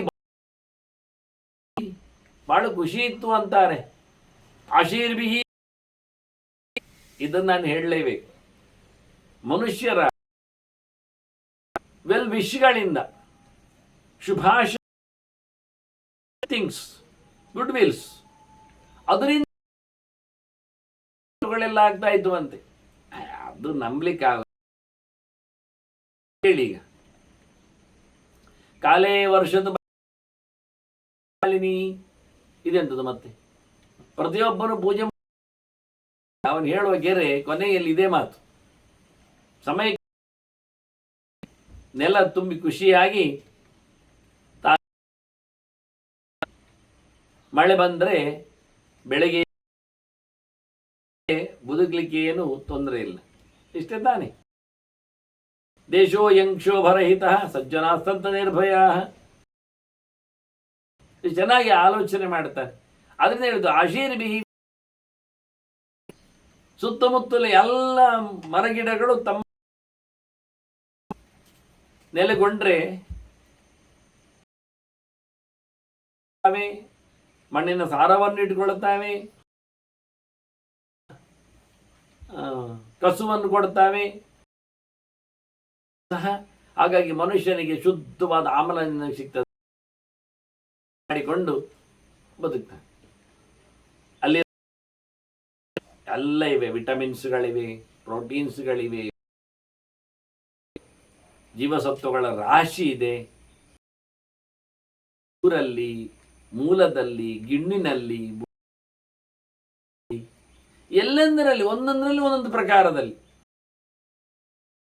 ಒಂದೊಂದು ಬಗೆಯಲ್ಲಿ ಮಂತೆಂಥದ್ದು ಹೇಳ್ತಾರೆ. ಬಹಳ ಚೆನ್ನಾಗಿದೆ, ಅವಲಕ್ಕಿಯಲ್ಲಿ ಕುಟ್ಟುವ ಮೂಲಕ ಅದರ ಸಿಪ್ಪೆಯಲ್ಲಿ ಇರತಕ್ಕ ಎಲ್ಲ ಕಬ್ಬಿಣಾಂಶ ನಾವು ತಿನ್ನುವ ಅಕ್ಕಿಗಿಂತ ಭಾರಿ 4 ಪಟ್ಟು ಹೆಚ್ಚು. ನಿಮ್ಮ ಹತ್ರ ನಾವು ಹೇಳಿದ್ನ ಈಗ ಅಕ್ಕಿ ಹಾಗೆ ತಿನ್ನಿ ಅಂತ. ತಿಂತ ಇದ್ದದ್ದು ಹೇಗೆ ಹಿಂದೆ ಭತ್ತ, ಹಾಗಾಗಿ ಹಾಗೆ ಕೆಂಪು ಕೆಂಪು ಅಕ್ಕಿ ಇತ್ತು. ಅದರ ಪಾಲಿಶ್ ಮಾಡ್ತಿರ್ಲಿಲ್ಲ, ಪಾಲಿಶ್ ಅಂತ ಮಿಷನಿಗೆ ಹೋಗ್ತಿರ್ಲಿಲ್ಲ. ಅದು ಆರಾಮವಾಗಿ ಅಕ್ಕಿಯಲ್ಲಿರತಕ್ಕಂಥ ಕಬ್ಬಿನಾಂಶ ಅಕ್ಕಿಯಲ್ಲೇ ಸಿಗ್ತಿತ್ತು.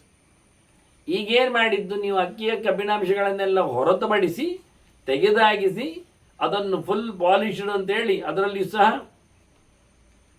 ಸ್ಟೀಮ್ ರೈಸ್ ಅಂತ ಮಾಡಿಕೊಂಡು ಏನು ಇಲ್ಲದಾಗಿ ಮಾಡಿ, ಈಗ ನೋಡಿ ಇದರಲ್ಲಿ ಏನು ಸತ್ವ ಇಲ್ಲ, ಇದರಲ್ಲಿ ಸತ್ವ ಇದೆ ಅಂತ ಹೇಳಿಕೊಂಡು ನೀವು ತೋರಿಸಿಬಿಟ್ರೆ, ಅಲ್ಲ ನಾನಿನ್ನು ಅವಲಕ್ಕಿ ವಿರೋಧಿ ಅಲ್ಲ, ಆದರೆ ಅವಲಕ್ಕಿಯನ್ನು ನೀರಲ್ಲಿ ನೆನೆಸಿ ಒಮ್ಮೆ ಅದನ್ನು ಬೇಯಿಸಿ ಮತ್ತೆ ಕುಟ್ಟಿ ಅಕ್ಕಿ ಅವಲಕ್ಕಿ ಮಾಡೋದ್ರಿಂದ ಅದು ಯಾರೋ ಹಾಕಿದ ನೀರು, ಯಾವುದೋ ಬೇಯಿಸಿದ ಕತೆ, ಅದನ್ನು ಕೃಷ್ಣ ಒಪ್ಪುವುದಿಲ್ಲ. ಯಾತಯಾ ಮಂಗತರಥಂ ಪೂತಿ ಪರಿಯುಷಿತಂಚಯತು ಅಂತ ಹೇಳಿ ದೊಡ್ಡ ಅದಕ್ಕೆ ಲೇಬಲ್ ಹಾಕಿಬಿಟ್ಟಿದ್ದಾನವ.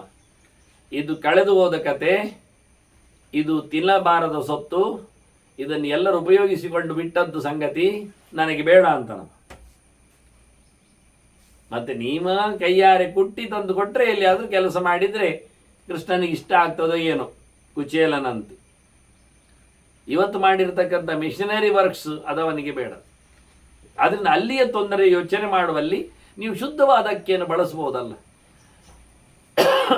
ಅದರಿಂದ ಹೇಳಿದ ಆಶೇರ್ಬಿಹಿ ವೀರುದೋ ದ್ರುಮ ವೀರುದೋ ಭವನ್. ಜನರ ಒಳ್ಳೆಯ ಯೋಚನೆಗಳಿಂದಲೇ ಮರಮಟ್ಟುಗಳು ಖುಷಿಪಟ್ಟವು. ಮರದಿಂದ ಮನುಷ್ಯನಿಗೆ ಲಾಭ, ಮನುಷ್ಯನಿಂದ ಮರಗಳಿಗೆ ಲಾಭ. ಹೀಗೆ ಇಬ್ಬರು ಕೂಡಿಕೊಂಡು ಬದುಕಿದ ಕಥೆ ಇದು ಅಂತ ಬಹಳ ಸುಂದರವಾಗಿ ತುಲಾಧಾರ ಹೇಳುತ್ತಾ ಇದ್ದಾನೆ. ಅದರಿಂದ ನತೆ ಯಜ್ಞೇಶು ಆತ್ಮಸುವ ಫಲಂ ಪಶ್ಯಂತಿ ಕಿಂಚ. ಹಾಗಾಗಿ ಹಿಂದಿನವರು ಯಾವತ್ತೂ ಸಹ ಎಲ್ಲಿಯೂ ಸಹ ನಟ್ಟಲಿಲ್ಲ, ಬೇಡಲಿಲ್ಲ. ಯಜ್ಞದಿಂದ ನಮಗೇನಾದರೂ ಲಾಭ ಆಗಬೇಕು, ಜನರಿಂದ ನಮಗೇನಾದರೂ ಸಿಗಬೇಕು ಅಂತ ಯಥೇಷ್ಟವಾಗಿ ನೆಲವೇ ಮರವೇ ಅವನನ್ನು ಪೋಷಣೆ ಮಾಡ್ತಾ ಇತ್ತು. ಅಂದಾಗ ನೀರು ಹಿಡಿದಿಡ್ತು, ಶುದ್ಧವಾದ ನೀರು ಸಿಗ್ತಿತ್ತು. ಓಜೋನ್ ಅದು ಹಾಳಾಗುವ ಕತೆ, ವಾತಾವರಣದ ದೌರ್ಬಲ್ಯ ಅದು ಯಾವುದೂ ಇರಲಿಲ್ಲ. ಒಳ್ಳೆ ಮರಮಟ್ಟುಗಳಿಂದಾಗಿ ವಾತಾವರಣ ತಿಳಿಯಾಗ್ತಿತ್ತು. ಯಾವ ಕಾಯಿಲೆ ಬರ್ತಿರಲಿಲ್ಲ. ಎಲ್ಲ ಮರಮಟ್ಟುಗಳಿಂದ ಔಷಧಗಳಾಗಿದ್ದವು. ಅವನು ಮಾಡುವ ಊಟ, ಎಲೆ, ಅದರಲ್ಲಿ ಉಪಯೋಗಿಸಿಕೊಳ್ಳತಕ್ಕಂಥ ಪದಾರ್ಥ ಎಲ್ಲವೂ ಒಂದು ರೀತಿಯಿಂದ ನಂಜುಹರವಾಗಿ ಪುಷ್ಟಿಪ್ರದವಾಗಿ ಏನೋ ಅದ್ಭುತವಾಗಿತ್ತು. ಒಳ್ಳೆಯ ಗುಣಗಳ ಲಕ್ಷಣಗಳ ವಿಚಿತ್ರವಾದಂಥ ವ್ಯವಸ್ಥೆಗಳೇ ಬರ್ತಿತ್ತು. ತಲೆ ಚೊಕ್ಕವಾಗ್ತಿತ್ತು, ಓದು ಅರ್ಥ ಆಗ್ತಿತ್ತು, ಸೋಮಾರಿತನ ಹೋಗ್ತಿತ್ತು, ಮೈಯಲ್ಲಿ ಗಟ್ಟಿತನ ಉಳಿತಿತ್ತು, ಬೊಜ್ಜು ಕರಗ್ತಿತ್ತು. ಇವತ್ತೇನಾಗಿದೆ, ಎಲ್ಲ ಹೆಚ್ಚು ಕಡಿಮೆ ಆಗಿದೆ. ಇದು ಒಂದಕ್ಕೊಂದು ಪೂರಕವಾಗಿ ಮರಮಟ್ಟುಗಳು ಅವನನ್ನು ಚೆನ್ನಾಗಿ ಬದುಕಿಸ್ತಿದ್ದವು. ಆರೋಗ್ಯವಂತನನ್ನಾಗಿ, ಧೀಮಂತನನ್ನಾಗಿ. ಕೆಲವು ಸತ್ತುಗಳು ತಿಂದಾಗ ಸಾರಸ್ವತ ಬಹಳ ಅದ್ಭುತವಾದಂಥ ಯೋಗ ಇದ್ದಾಗ ಆಗ್ತಿತ್ತು. ಇವೆಲ್ಲದನ್ನು ಇಂಪ್ಲಿಮೆಂಟ್ ಮಾಡ್ತಾರೆ, ತಂದು ಕೊಡ್ತಾರೆ, ಮಾಡಿ ತೋರಿಸ್ತಾರೆ. ಬ್ರಾಹ್ಮಿ ತೈಲ ಅಂತ ಹೇಳಿಕೊಂಡು, ಆನಂತರ ಚವನ ಪ್ರಾಶ ಅಂತ ಇಟ್ಟುಕೊಂಡು, ಎಲ್ಲ ಹರಿತೆಗೆ ಲೇಹ ಅಂತ ಹೇಳಿಕೊಂಡು. ಆದರೆ ಆವತ್ತು ಸಹಜವಾಗಿ ಅವುಗಳ ಜೊತೆಯಲ್ಲಿ ಬದುಕಿದಾಗ ಅವುಗಳ ಪರಿಮಳದಲ್ಲಿ, ಅಂದರೆ ಗಂಧದಲ್ಲಿ, ಅವುಗಳ ಎಲೆಯಲ್ಲಿ, ಅವುಗಳ ಧೂಪದಲ್ಲಿ ಕೇವಲ ತುಳಸಿಯನ್ನು ಕಲಶಕ್ಕೆ ಹಾಕಿ ಅಭಿಷೇಕ ಮಾಡುವ ಮೂಲಕ ಶಾಲಗ್ರಾಮದ ಸ್ಪರ್ಶದಿಂದ ತುಳಸಿಯ ಕಲಶದ ಒಂದು ತಾಮ್ರದ ಕಲಶ ಆಗಲಿ, ಬೇಕಾದರೆ ಮಿನರಲ್ ವಾಟರ್ ಆಗಲಿಕ್ಕೆ ಈ ಸಂಪರ್ಕದಿಂದಲೇ ನಮಗೆ ಒಂದಿಷ್ಟು ಎವ್ರಿ ಡೇ 3 ಸರ್ತಿ ತೀರ್ಥ ತಗೊಳ್ಳೋದ್ರಿಂದ 10 ಸರ್ತಿ ದಿನಕ್ಕೆ ತೀರ್ಥ ಪ್ರಾಶನದಿಂದ ಮನುಷ್ಯ ಫುಲ್ ತುಂಬಿರ್ತಾನೆ, ಗಟ್ಟಿಯಾಗಿರ್ತಾನೆ, ಅವನಿಗೆ ಫೀಲಿಂಗ್ ಆಗಿರ್ತದೆ. ಇದು ಯಾರು ಕಲಿತಾನೇ ಇಲ್ಲ. ಅಷ್ಟು ಮಹತ್ತಿಗೆ ಯಾಕೆ ಒಂದು ಅರ್ಥ ಮಾಡಿಕೊಳ್ಳದೆ ಖಾಲಿ ತುಳಸಿ ದಳದ ಒಂದು ಪ್ರವೇಶ, ಒಂದು 10-20 ನಿಮಿಷ ಅದರಲ್ಲಿ ಕೂತಿರುವ ಕತೆ, ಆ ನೀರನ್ನು ಪ್ಯೂರಿಫೈ ಮಾಡಿದ ವಿಧಾನ ಎಲ್ಲ ಕಣ್ಣಿಗೆ ಕಾಣುವುದಿಲ್ಲ. ಆದರೆ ಆಗಿರತಕ್ಕ ಕಥೆಗಳು ಆ ಗಿಡಮರದ ಒಂದು ಯೋಗ್ಯತೆ ಅರ್ಥ ಆಗ್ತದೆ. ಅದನ್ನು ಇವತ್ತು ಗಮನಿಸದೇ ಇದ್ದಾಗ ನಾವು ಸೋಲ್ತೇವೆ. ಆ ಫ್ರೆಶ್ ತುಳಸಿ ಅದು ಗೊಂಚಲು ಸಮೇತ ಆ ನೀರಿನಲ್ಲಿ ಆಗತಕ್ಕ ಪರಿಣಾಮ, ಅದು ಶಾಲಿಗ್ರಾಮದ ಮೇಲೆ ಸೇರಿಕೊಂಡಾಗ ಆಗತಕ್ಕಂಥ ಒಂದು ವಿಚಿತ್ರವಾದ ಆ ಕಲ್ಲಿನಲ್ಲಿ ಇರತಕ್ಕಂಥ ಎಂಥದ್ದು ಕೋಟಿಗಟ್ಟಲೆ ವರ್ಷದ ಹಳೆಯ ಕತೆ ಅದು. ಆ ಕಲ್ಲು ಅಂದರೆ ಅರ್ಥ ಮಾಡಿಕೊಳ್ಳಿಕ್ಕೆ ಆಗುವುದಿಲ್ಲ ಅಂತಹ ಸೊತ್ತಿನಲ್ಲಿರತಕ್ಕಂತಹ ಒಂದು ಪವರ್. ಮತ್ತು ನೀವು ಆಧ್ಯಾತ್ಮಿಕವಾಗಿ ಅದು ಭಗವಂತನ ಶೀಲ ಚಿಂತನದ ಮತ್ತೆ ಬೇರೆ ಈ ಪ್ರೋಸೆಸ್, ಭೌತಿಕವಾದ ಒಂದು ಪರಿಣಾಮವೇ ಮನುಷ್ಯನಲ್ಲಿ ಎಷ್ಟು ಜೋರು ಅಂತ. ಹಾಗಾಗಿ ಅವನು ಯಜ್ಞಯಾಗಗಳಿಂದ ಏನು ಕೇಳಿಕೊಳ್ತಿರ್ಲಿಲ್ಲ, ಅದಕ್ಕೋಸ್ಕರ ಮಾಡ್ತಿರ್ಲಿಲ್ಲ ಯಜ್ಞಯಾಗ. ಅವನ ಬದುಕಿಯಷ್ಟು ಸುಂದರವಾಗಿರುವಾಗ ಅವನು ಯಾರಿಂದಲೋ ಏನೋ ಸಹ ತನಗಾಗಬೇಕಾದ್ದನ್ನು ಕೇಳಿಕೊಂಡು ಬದುಕ್ತಿರಲಿಲ್ಲ. ಆದ್ರಿಂದ ಅಷ್ಟು ಗಡಸಾಗಿ ಅವನಲ್ಲಿ ಬದುಕುತನ ಇತ್ತು. ಹಾಗಾಗಿ ಯಜ್ಞಕ್ಕೋಸ್ಕರ ಅವನು ಮಾರು ಹೋಗ್ತಿರ್ಲಿಲ್ಲ ಅಂತ. ಮತ್ತೆ ಇತ್ತೀಚೆಗೆ ಅದರ ಬಗ್ಗೆ ಫಲದ ಬಗ್ಗೆ ಜಿಜ್ಞಾಸೆ ಚಿಂತನೆ ಬರಲಿಕ್ಕೆ ಹೋಗಿ ಯದ್ವಾತತ್ವ ಶಂಕಮಾನಾಹ ಫಲಂ ಯಜ್ಞೆ ಈ ಯಜೇರನ್ ಕಥಂಚನ ಜಾನಂತಹ ಸರ್ವತಾ ಸಾಧು ಲುಬ್ಧಾ ವಿತ್ತ ಪ್ರಯೋಜನ. ಇವತ್ತವರಿಗೆ ಯಜ್ಞ ಮಾಡಿದರೂ ಗ್ಯಾರಂಟಿ ಇಲ್ಲ. ಮರಮಟ್ಟುಗಳಿಂದ, ಕಷಾಯಾದಿಗಳಿಂದ, ಔಷಧಗಳಿಂದ, ಊಟೋಪಚಾರಗಳಿಂದ ಅವರಿಗೆ ಬದುಕು ಚೆನ್ನಾಗಿ ಆಗ್ತದೆ ಅನ್ನತಕ್ಕಂಥ ನಂಬಿಕೆ ಇಲ್ಲ. ಯಜ್ಞವನ್ನು ಚೆನ್ನಾಗಿ ತಿಳ್ಕೊಂಡಿಲ್ಲ ಅಂತ ಗೊತ್ತಿದೆ ಅವರಿಗೆ, ಅದನ್ನು ತಿಳ್ಕೊಂಡಿದ್ದಾರೆ. ಆದರೂ ದುಡ್ಡಿಗೋಸ್ಕರ ಏನೇನೋ ಮಾಡ್ತಾರೆ. ಮಾಡಿದ್ದು ತಪ್ಪು ಅಂತಲೂ ಅರ್ಥ ಆಗಿದೆ, ನಡುವೆ ತಾವು ಮಾಡಿದ್ದು ಸರಿ ಅನ್ನತಕ್ಕಂಥ ಬಿಂಕವೂ ಕೂತಿದೆ. ಇದು ಸರಿ ಅಂತಲೂ ಗೊತ್ತಿದೆ, ಇದು ತಪ್ಪು ಅಂತಲೂ ಗೊತ್ತಿದೆ. ಎಷ್ಟರ ಮಟ್ಟಿಗೆ ಅದು ತಪ್ಪು ಎನ್ನುವುದು ಗೊತ್ತಿದೆ, ಎಷ್ಟರ ಮಟ್ಟಿಗೆ ಇದು ಸರಿ ಎನ್ನುವುದು ಗೊತ್ತಿದೆ. ಹಾಗಾಗಿ ತಾವು ಮಾಡುವುದು ಸಮಲ್ಲ ಅಂತ ಗೊತ್ತಿದ್ರು ತಾವು ಮಾಡುವುದು ಸಮ ಅಂತ ಹೇಳಿಕೊಂಡು ತಿರುಗ್ತಾರೆ ಅವರು. ಎಂತ ಮಾಡುವ? ಸಸ್ಮ ಪಾಪಕೃತಾಂ ಲೋಕಾನ್ನ ಗಚ್ಚೇತ್ ಅಸುರ ಕರ್ಮಣ. ಅವನು ಖಂಡಿತವಾಗಿಯೂ ಕೆಟ್ಟ ಲೋಕಕ್ಕೆ ಹೋಗುವುದು, ಅವನೇನು ಒಳ್ಳೆಯ ಲೋಕಕ್ಕೆ ಹೋಗುವುದಿಲ್ಲ. ಅವನು ಮಾಡಿದ್ದರ ಕರ್ಮದಲ್ಲಿ ಯಾವುದೇ ರೀತಿಯಾದಂತಹ ಹಸನು ಇಲ್ಲ, ಭಾಗ್ಯ ಇಲ್ಲ, ತಲೆಯಲ್ಲಿಯೂ ಜ್ಞಾನ ಇಲ್ಲ, ಅಜ್ಞಾನ ತಕ್ಕ ಕೊಳೆ ಇದೆ. ಮಾಡುವಲ್ಲಿಯೂ ಫಲದ ಆಸೆ ಇದೆ, ದುಡ್ಡಿನ ಗಿರೆ ಇದೆ, ಅಭಿಮಾನದ ಬಿಂಕದ ಸೊಕ್ಕಿನ ಹರವು ತುಂಬಿದೆ. ಹೀಗಿರುವಾಗ ಮಾಡುವ ಕಥೆ ಏನಾಯಿತು ಕೇಳ್ತಾನೆ. ಪ್ರಮಾಣಂ ಅಪ್ರಮಾಣೇನ ಯಕ್ಕುರಿಯಾದ ಅಶುಭಂ ನರ. ಹೇಳಿದ್ದೊಂದು ಮಾಡುವುದೊಂದು, ಮಾಡಿದ್ದರ ಮೇಲೆ ಹೇಳಿಕೆಯನ್ನು ತಿದ್ದಿಕೊಳ್ಳುತ್ತಾನೆ, ಹಾಗೆ ಹೇಳಿದ್ದೊಂದು ಹೇಳಿಕೊಳ್ಳುತ್ತಾನೆ. ಮತ್ತೆ ಅದರಿಂದ ಅವನಿಗೆ ಅಪ್ರಮಾಣಗಳೇ ಪ್ರಮಾಣಗಳು, ಪ್ರಮಾಣಗಳೇ ಅಪ್ರಮಾಣಗಳು.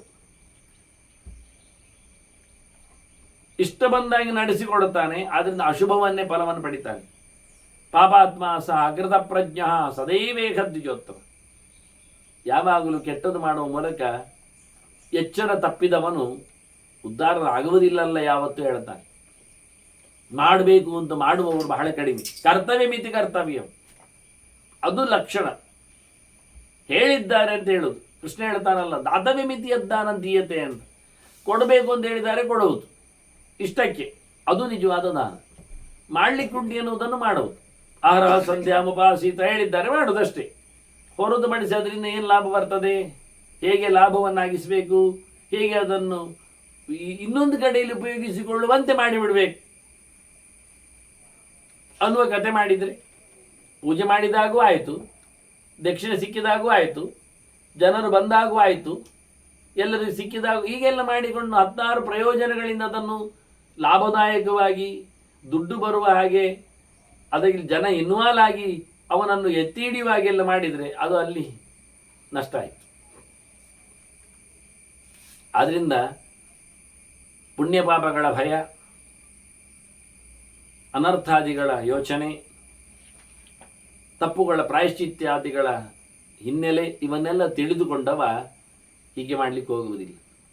ಅವತ್ತು ಮಾಡಲಿಕ್ಕುಂಟು ಅಂತ ಅದನ್ನು ಕಷ್ಟಪಟ್ಟು ತಿಳಿದು ಚೆನ್ನಾಗಿ ಮಾಡಲಿಕ್ಕೆ ಪ್ರಯತ್ನಿಸ್ತಾನೆ ಹೊರತು ಅದನ್ನು ತಪ್ಪಿಸ್ಲಿಕ್ಕೆ ಹೋಗುವುದಿಲ್ಲ. ಅದರಿಂದ ಬ್ರಾಹ್ಮಣೋ ವೇತ್ತಿ ವೈ ಭಯಂ ಬ್ರಹ್ಮೈವ ವರ್ತದೆ ಲೋಕೆ ಸೈವ ಕರ್ತವ್ಯ ನೈವ ಕರ್ತವ್ಯದಾಂ ಪುನಃ. ಹಾಗಾಗಿ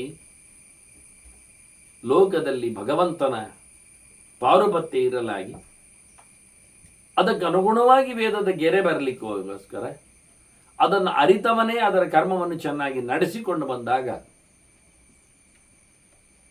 ಕರ್ತವ್ಯಕ್ಕೆ ಬೆಲೆ ಬರ್ತದೆ.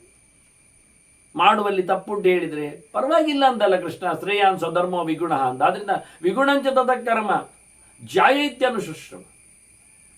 ಸರಿ ಇಲ್ಲದಿದ್ದರೂ ಅವರಿಗೆ ಹೇಳಿದ ಕೆಲಸ ಅದು ಸರಿ ಅಂತ ಹೇಳಿ ನಾನು ಕೇಳಿದ್ದೇನೆ ಅಂತ ಹೇಳುತ್ತಾನೆ ತುಲಾಧಾರ. ತಪ್ಪಾದರೂ ಅವನಿಗೆ ಹೇಳಿಸಿದ್ದನ್ನು ಮಾಡುವುದರಲ್ಲಿ ಏನು ತಪ್ಪಿಲ್ಲ, ಏನು ನಾಚಿಕೆ ಇಲ್ಲ.